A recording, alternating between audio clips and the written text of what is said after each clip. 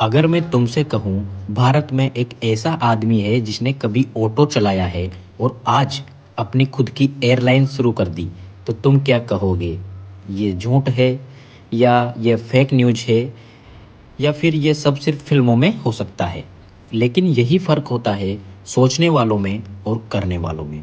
ये कहानी है उत्तर प्रदेश के कानपुर के श्रवण कुमार विश्वकर्मा की। दोस्तों, श्रवण कुमार विश्वकर्मा कोई बिलियनर के घर में पैदा नहीं हुए थे, ना ही उनके पास कोई शॉर्टकट था।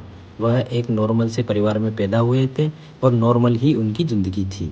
नॉर्मल लोगों जैसे ही उनके सपने थे, जहाँ ज़िंदगी का मतलब था आज का गुजारा कैसे होगा।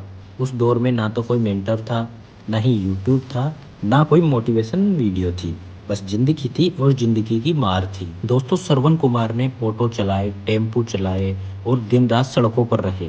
लेकिन वो सिर्फ पैसों के लिए नहीं चल रहा था, वो सीख रहा था लोग कैसे सोचते हैं, पैसा कैसे घूमता है और ट्रांसपोर्ट कैसे काम करता है। और यही ज़्यादातर लोग हार जाते हैं। वह हालात को ब्लेम करते हैं, श्रवण ने हालात को स्टडी किया।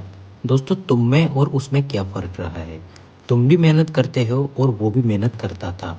फ़र्क सिर्फ इतना था, तुम थक कर रुक जाते हो, वो थक कर सोचता था। लेकिन श्रवण कुमार ने यहाँ समझ लिया था कि ऑटो से उसकी ज़िंदगी नहीं बदलेगी। उसने ट्रांसपोर्ट बिजनेस में कदम रखा। पहले एक ट्रक लिया, फिर दूसरा ट्रक लिया और फिर तीसरा ट्रक लिया। आज उसके पास 400 प्लस ट्रक है। जरा सोचो, जो आदमी कभी खुद स्टीयरिंग पकड़ता था, आज उसके नाम पर 400 से ज़्यादा स्टीयरिंग चल रही है।